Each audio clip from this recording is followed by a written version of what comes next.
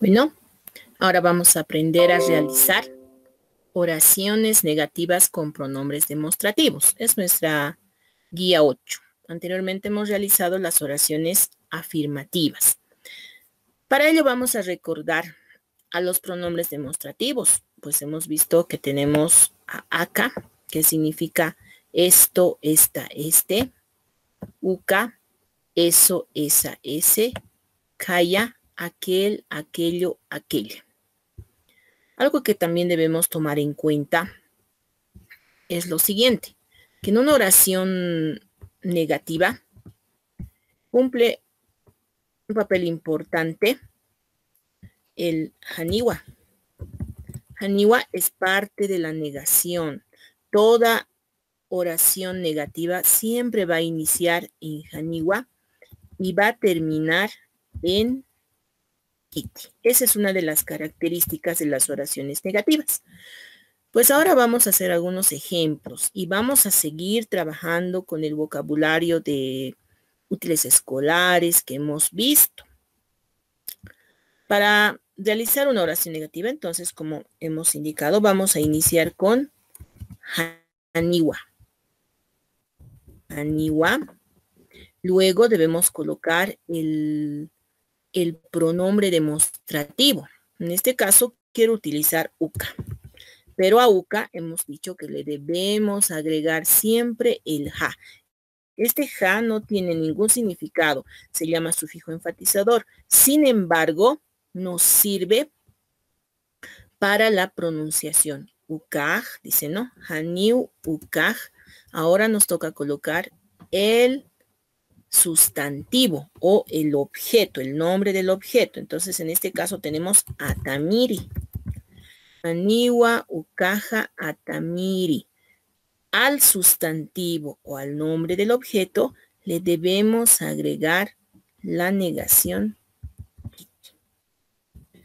Repito, una oración negativa siempre inicia con haniwa, seguidamente se coloca el demostrativo al mismo que le vamos a agregar este sufijo para la pronunciación, ukaj, seguidamente el sustantivo o el nombre del objeto al mismo que le vamos a agregar el kiti. Haniwa sin kiti nunca van separados, siempre van juntos en una oración negativa. La oración inicia con haniwa y termina en kiti, el mismo que va después del sustantivo o nombre del objeto. Así se realizan las oraciones negativas. Bueno, vamos a hacer otro ejemplo también, ¿no? Uka utilizamos cuando señalamos el objeto, ¿no es cierto? Cuando no lo tenemos en mano, por si acaso. Ahora vamos a hacer otro ejemplo. Aquí tenemos a alguien que está agarrando el celular. Pues cuando agarramos el celular, pues utilizamos el pronombre demostrativo aka. Entonces vamos a hacer nuestra oración negativa con aka. Iniciamos nuevamente con haniwa. Seguidamente vamos a colocar el pronombre demostrativo aka porque está agarrando el objeto, en este caso el celular. A eso le vamos a agregar el ja. Haniwa, akaja. Y el nombre del objeto, en este caso celular, es chililiri. Pero no termina ahí. A esto le debemos agregar el kiti, que es parte de la negación. Haniwa, akaja, chililiri, kiti. Esto, dice nuestra oración negativa, no es un celular. Vamos a continuar. Casualmente también aquí tenemos a alguien que está agarrando un libro, ¿no? Libro en aymara es panca. Pues vamos a hacer también otra oración negativa. Empezamos con haniwa. Y como está agarrando, entonces vamos a utilizar nomás el pronombre demostrativo aka. A eso le vamos a agregar el enfatizador, haniu akaj. Ahora nos toca colocar el nombre del objeto o sustantivo, que en este caso es panca. Aquí lo tenemos registrado, panca, que significa libro.